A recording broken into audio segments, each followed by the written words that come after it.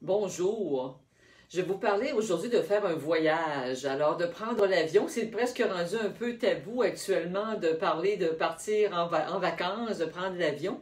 Et je vais même vous parler de porter votre masque. Encore là, je ne veux pas faire de jeu de mots, mais il reste quand même que lorsque on prend l'avion et qu'il y a une urgence, et que là, on voit tomber du ciel les masques, qu'est-ce qu'on nous enseigne dans les directives en début de vol? C'est lorsqu'il y a une urgence et que les masques descendent du plafond, c'est de porter son masque en premier avant d'aller aider les personnes qu'on a peut-être à notre charge, donc nos enfants ou une personne qui serait évanouie à côté de nous.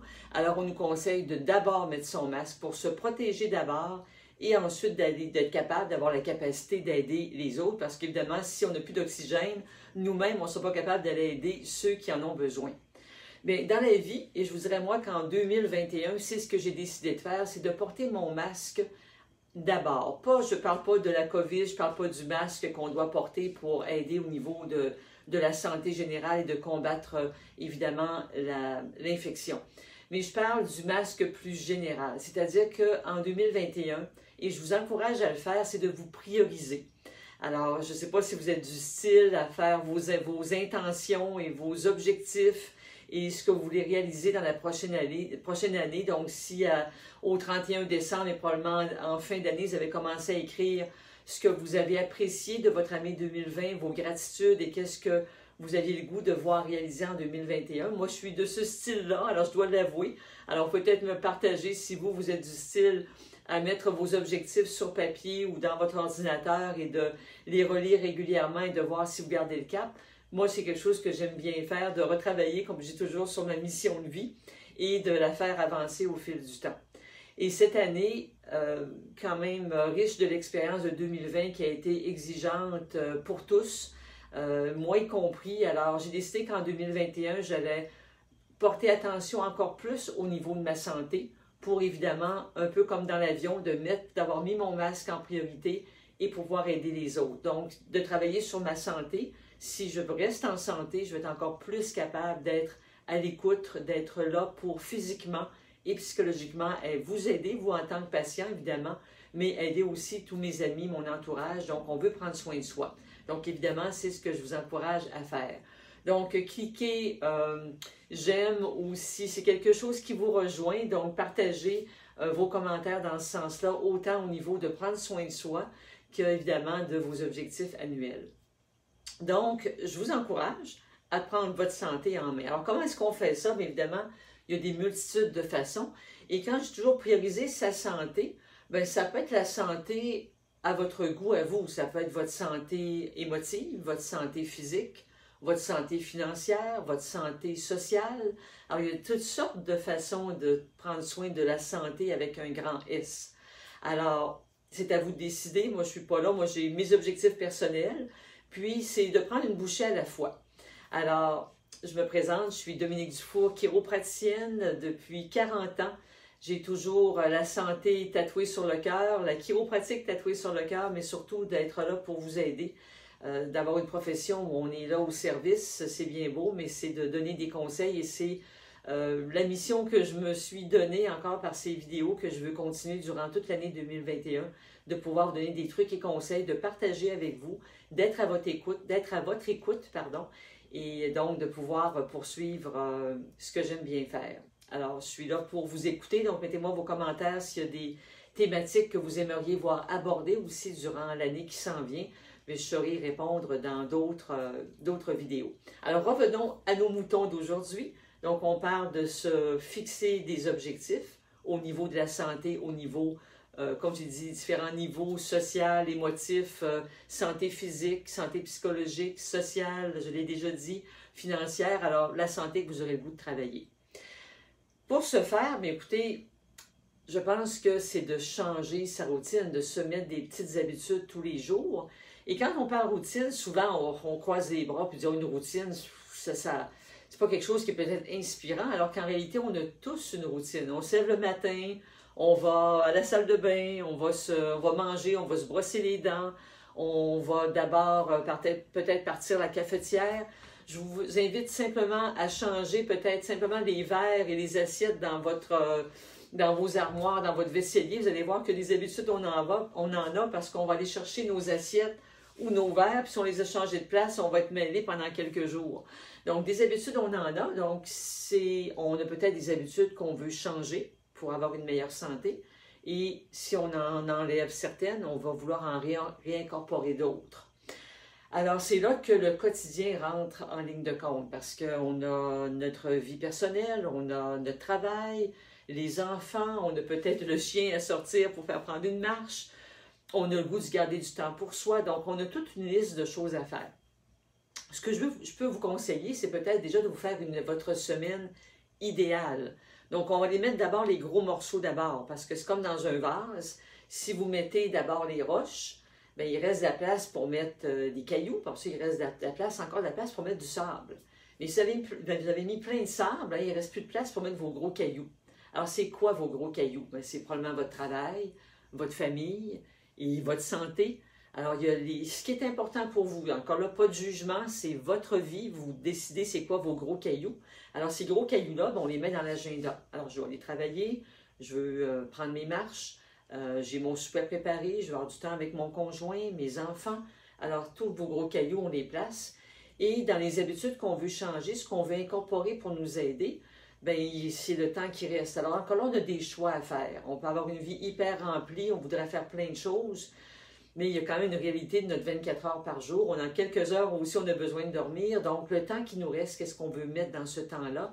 Du temps de qualité. Alors, c'est là que dans vos objectifs, les choses, peut-être vous avez le goût de lire davantage, vous voulez être en meilleure santé, il y a peut-être d'abord de lire ou d'écouter des vidéos.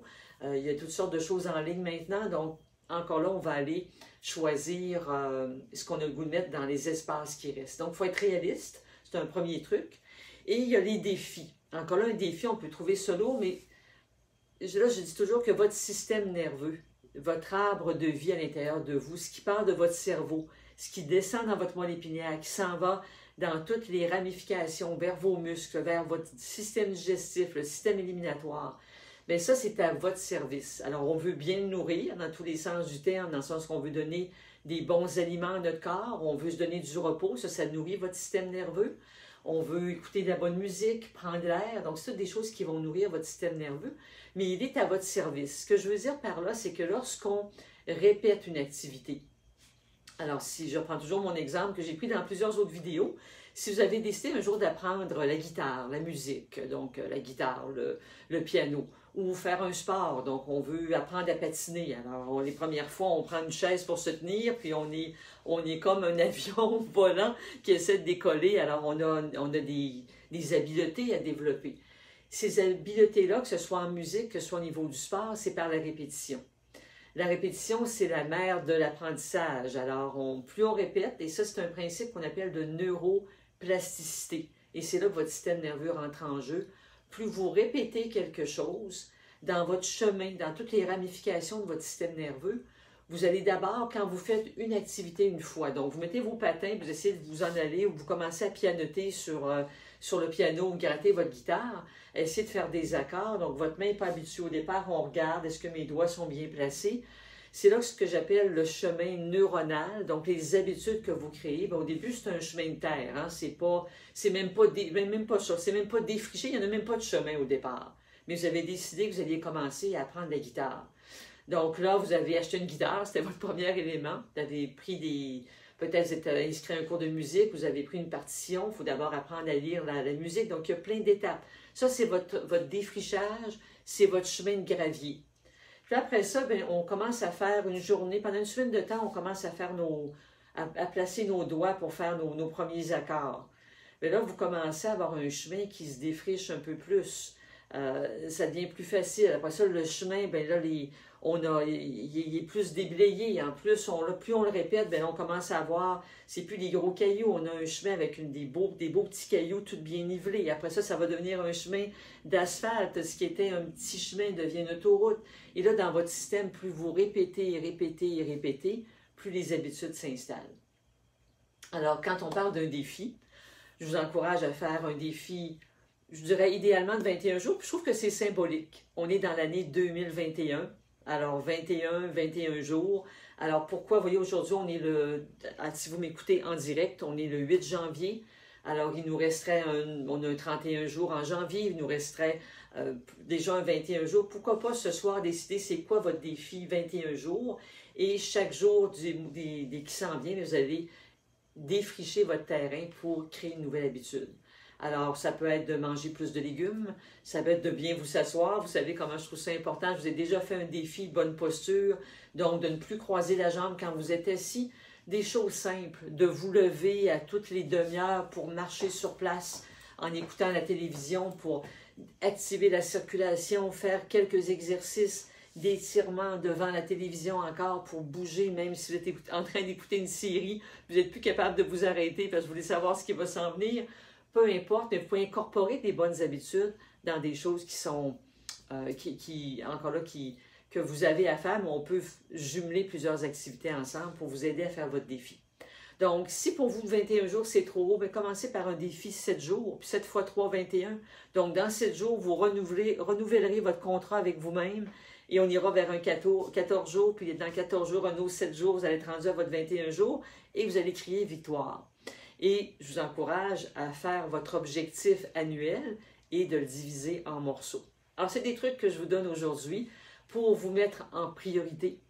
Donc, votre santé, mettez votre masque. C'est votre priorité que de chaque jour de travailler sur votre santé à la façon dont vous voulez. C'est votre choix. C'était mon conseil du jour. Je vous souhaite une excellente année 2021 avec évidemment la santé. C'est ce qui est le plus important et ça, on le mesure de plus en plus chaque jour qui passe.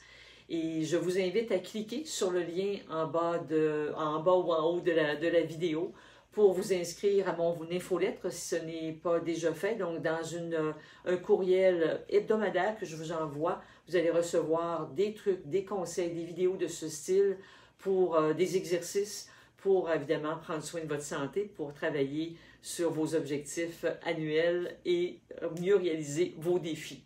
Je vous souhaite une excellente journée et allez écrire votre défi du mois de janvier 2021 et je vous dis à bientôt.